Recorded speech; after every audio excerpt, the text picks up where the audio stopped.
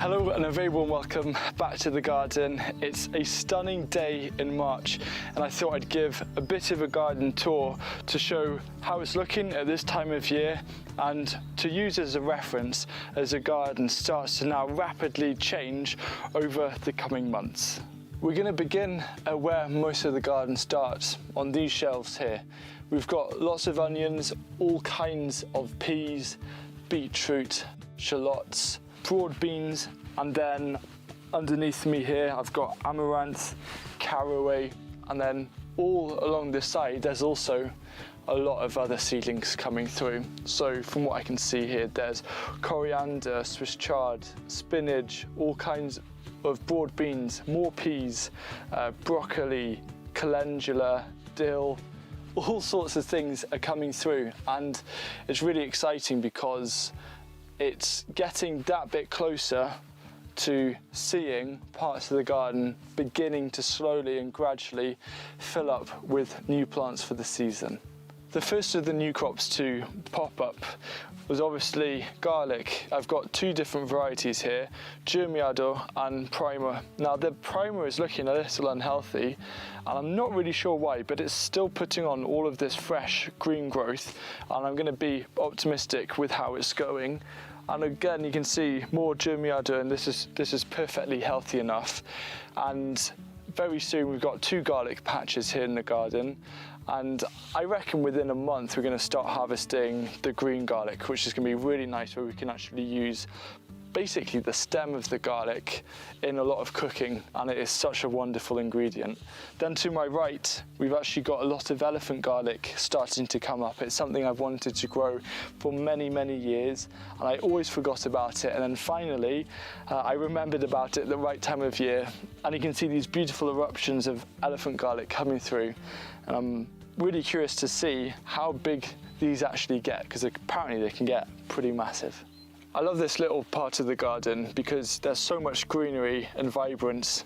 We've got actually as well a lot of purple. This is red Russian kale coming through, and this kale here is Hungry Gap kale, so apparently it takes a lot longer for it to run to seed, and it's also remarkably hardy, and it's a really tasty plant. It's quite compact as well, what I found, so if you have quite an exposed area, it's a fantastic kale variety to grow. Then this kind of fennel that's growing, you can use the fronds in cooking and it tastes so nice. It's actually coming up from what happens when I'm clearing a bed and I cut the stem to leave the plant roots in. Sometimes the plant roots will grow back, and I think it's so nice to have this fennel coming through. Might run to seed, which would be lovely because fennel flowers are really beautiful and delicate, and it's really tall. It adds a lot of structure.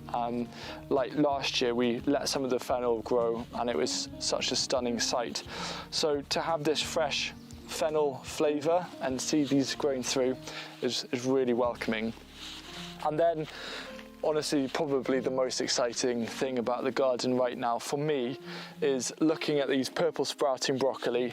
We've got, when you look inside, all of these heads that are developing, and every time I come back to the garden they're getting slightly bigger and slightly more purple, and it's just a matter of days until this is going to be a whole forest of purple sprouting broccoli, and I'm just going to do my best to try and eat it every single day for as long as possible.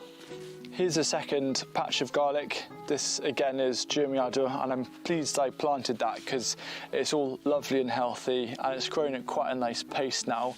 And then this patch of kale here is starting to flower. You might have seen in a previous video where I was showing how, as it's been knocked over with all of the high winds, it's forced so many shoots upwards, flower shoots, all of which are edible, and it's amazing how productive they are. And I think we're going to try and implement that in future planting plans, ways of actually on purpose knocking over kale stems to get that amazing flourish. So last summer in this section we actually let some leeks grow and flower, and we had an amazing display of leek flowers.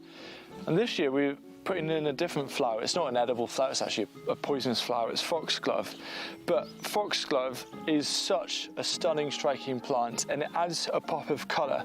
You can see all of the daffodils behind me, a true sign of spring, and we've also got crocus coming through, which was very recently planted back in autumn. And I really like this colour, but I find that the rest of the year with all of this soft fruit is very green. So by applying and growing these foxgloves, hopefully we're going to just be able to brighten up this corner around early summertime. I'm just interested to see how it makes this corner feel, because these were all growing in a raised bed. We had loads of seedlings of foxgloves last year, and because they're biennial, we thought, well, let's pot them up, plant them out this year so we can hopefully enjoy their flowers. On a recent video, a lot of you showed quite a bit of interest in this plant that I'm growing here. It's Australian tree cabbage, and it is popular for all the right reasons. Very productive, very hardy, very tasty, and a lot of you are asking, where do you get the seeds? I just wanted to give a shout out to the Real Seed Company, because that's where I got these seeds, and in fact most of the really interesting varieties that I'm going to be growing, especially this year, have come from them. So if you're in the UK and you're looking for some really fantastic varieties to add to your garden this year, I couldn't recommend a better place. Last year I grew ochre in these tyres, and don't worry, I've lined the tyres. I've got so many people saying, don't grow in tyres. I've lined them so it's safe. What I am actually going to do this year though is change it up a bit. I'm going to grow a load of flowers that are non-edible, with the goal of attracting as many pollinators as possible to the garden, because right here it's a beautiful sun trap. It's almost south facing, and you know there's some nettles that are growing there, nice and big nettles, and it's showing how effective these are, because all the other nettles around are really quite small.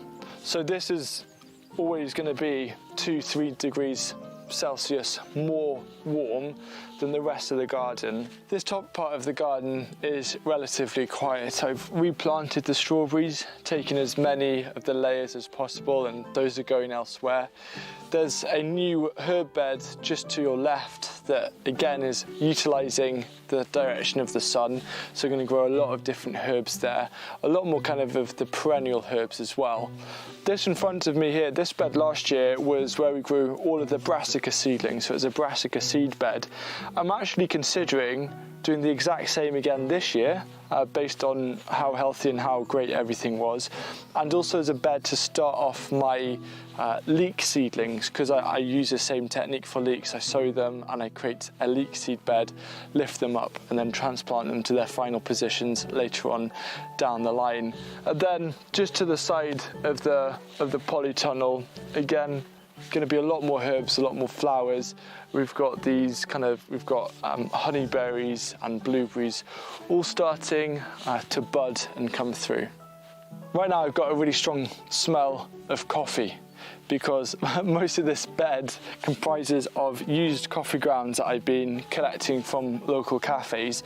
And as you can see, it looks like nothing you'd expect to see in a garden, because we're turning this into a trial bed, using compost as kind of a control, and then using different mulches with used coffee grounds. We're also trialing using coffee grounds in seed starting mixes, because I've heard quite a few interesting things about it, and then other things where it's like a big no-no. And I thought the best way to find out is to just try it out and see the results for myself.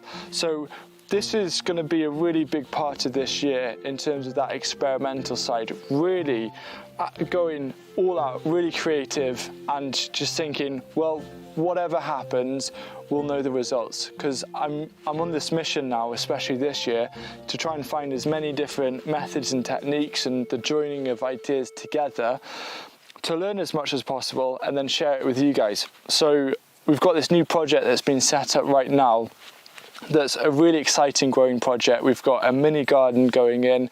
We've got nearly an acre of terracing that's being built to grow a lot of different heritage varieties, but we're also going to be creating a test garden, running multiple long-term trials of all sorts of different ways of gardening and the combination of these different techniques to learn as much as possible and have the data, so hopefully I can share it with you and with other gardeners, with the core goal of ways of reducing the amount of money, so saving money, and also growing the most nutrient dense food possible. So this is something that you can look forward to, but if you do want to support it, I do have a Patreon where you'll get a lot of the behind the scenes with that project as well.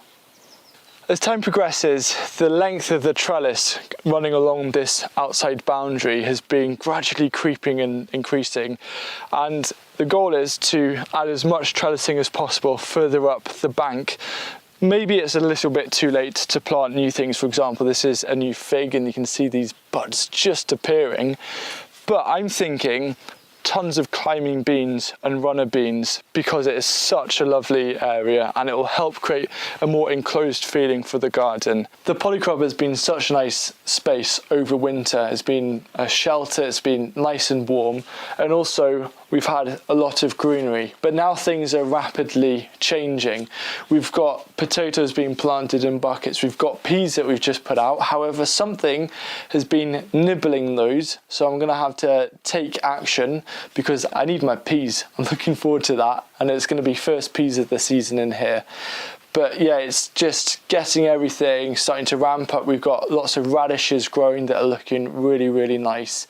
And this time in a month, we're going to be starting to think about when the tomatoes are going to be coming out and also the peppers.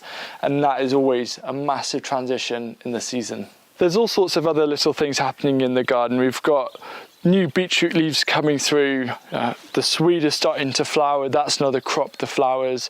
We've got things that are also running to seed, such as the pak choi, which is another thing that we can eat.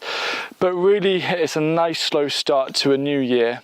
And one of the things that you're probably thinking about right now, especially if you're new to gardening, is what do I need to do to prepare my beds for sowing seeds or transplanting seedlings? So this video here is very much going to help you with that.